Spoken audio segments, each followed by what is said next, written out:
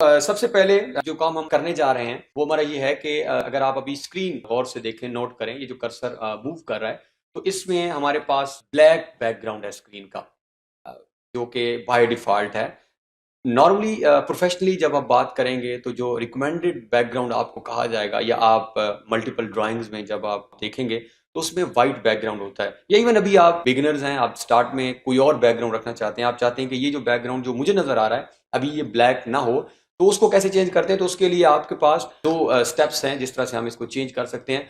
या तो आप स्क्रीन के ऊपर OP, OP stands for options, ये शॉर्ट की है, इसको साथ साथ आप नोट भी करते जाएं, नोटबुक के अंदर आपको आगे काम आएगी। तो या तो आप स्क्रीन पर ओपी कमांड प्रेस कर दें, ऑप्शन, या आप देखें ओपी जैसे ही है तो वो ऑप्शन की आपको पहले ही उसने उसके ऊपर क्लिक कर दिया है, उसको ऑन कर दिया है, आपने एंटर करना है। तो जैसे ही आप ऑप्शन कमांड को एंटर करेंगे तो आपकी स्क्रीन के ऊपर आप अगर देखें तो एक नई टैब जो है वो ओपन हो चुकी है। ये एक मेथड है।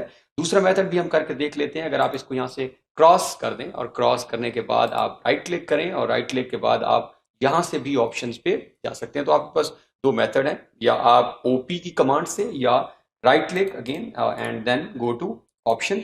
ऑप्शन में जाएंगे तो ये हम आपके पास एक नई टैब जो है वो ओपन होगी। उस टैब के अंदर अगर आप गौर करें तो ये आपके पास उसका जो है वो मेन्यू है, उसके जो टूल्स इसके अंदर मौजूद हैं, डिस्प्ले है, ओपन एंड सेव है।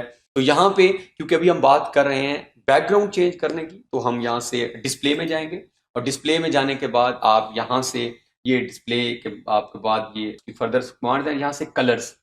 तो कलर में जाने के बाद ये अगर आप देखें, आप इस जो नई टैब ओपन हुई है, यहाँ पे जहाँ पे कर्सर अभी मूव कर रहा है, यहाँ पे वर्ल्ड कलर भी लिखा हुआ है, और कलर पे आप क्लिक करें तो बहुत सारे कलर्स जो हैं वो आपके पास अवेलेबल हैं।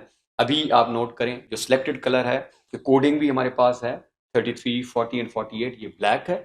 और यहाँ से हम we can change any background colour, ये हम सपोज वाइट कर लेते हैं। यहाँ से आप अप्लाई, क्लोज, और यहाँ से अप्लाई और ओके। तो ये हमारे पास जैसे ही हमने इसको अप्लाई एंड क्लोज और ओके किया तो हमारे पास बैकग्राउंड जो है वो चेंज हो चुका है with two methods, either with OP option, OP short command है ऑप्शन की, या राइट क्लिक करें। तो ये हमारी फर्स्ट प्री रेक्विजिट है, और ये नॉर्मली आपको चेंज भी करना पड़ता है। अब इस वेरिएंट के अंदर लाइंस ब्लैक और बैकग्राउंड वाइट, तो आप प्रोफेशनल भी यही आपको रिकमेंडेड होगा। अब सेकंड जो इंपॉर्टेंट हमारी एस्पेक्ट है, जो भी हमने इसी टॉपिक के स्टार्ट में डिस्कशन की है, कि आपने अगर डिफरेंट वेरिएंट्स के अंदर फाइल सेव करनी हो, आप चाहते हैं कि आपकी फाइल कैड के 2000 ऑनवर्ड किसी भी वेरिएंट में अगर जाके ओपन हो जाए, ये प्रॉब्लम ना करे, उसके लिए क्या करेंगे? अगेन सेम हमने ऑप्शंस में ही जाना है जो हम पहले गए हैं, और मैंने ओपी एंटर करके ओपी और एंटर किया, तो ये आपके पास सामने का नजर आए। पहले हम डिस्प्ले में गए थे और अब हम यहाँ पे ओपन एंड सेव में जाएंगे। पहले डिस्प्ले के अंदर गए हैं और डिस्प्ले के साथ अब हम ओपन एंड सेव दिस, ये जो मेरा कर्सर यहाँ पे मूव कर रहा है, ओपन एंड सेव, हम यहाँ जाएंगे। और यहाँ पे अगर आप देखें तो सेव एज, ये हमारे पास ऑप्शन है। आप ये डाउन एरो पे क्लिक करेंगे, ऑलरेडी जो बाय डिफॉल्ट ये सेव कर रहा है, ये ऑटोकैड 2013 के अंदर सेव कर रही है फाइल। अब इसका मतलब ये है कि ये जब ये फाइल ओपन करेंगे तो शायद ये 13 और उससे ऑनवर्ड वर्जन में तो इजीली ओपन हो जाए, इससे पीछे it can create some problems, ये मसाइल पैदा कर सकती है। तो यहाँ पे हमारे पास अगर आप ये यहाँ पे क्लिक करें तो मल्टीपल ऑप्शंस मौजूद हैं। ये आप हम फिलहाल for the time being AutoCAD 2000 later than 2000, तो हम ये वाला ऑप्शन क्लिक कर लेते हैं कि ये वाली फाइल, और अगर आप नीचे वाले ऑप्शन भी हैं तो हम प्रेफरेबली फिलहाल कि अब आप जिससे जब जाएंगे तो आपको 7, 8, 9 नॉर्मली मिलते हैं, तो हम इस ऑप्शन को पिक कर लेते हैं। तो अब इस ऑप्शन में हमने पिक क्या किया कि ये फाइल सेव हो जाए AutoCAD 2000 या 2000 से अनवर्ड अप टू ये जो हमारा 16 हम यूज़ कर रहे हैं, 15 जहाँ तक भी है। अब ये फाइल जब आपने ये सेटिंग्स कर ली तो ये किसी वेरिएंट के अंदर भी ओपन हो सकती है। अगेन सेम मैनर में आपने यहाँ से इसको अप्लाई करना है और आपने ओके कर देना। तो ये हमारी सेकंड प्री रेक्विजिट है कि हम फाइल का वर्जन हमने चेंज कर दिया कि ये सेव करे किसी और ऐसे वर्जन के अंदर कि वो सब सिस्टम्स के अंदर जो है वो ऑन हो जाए।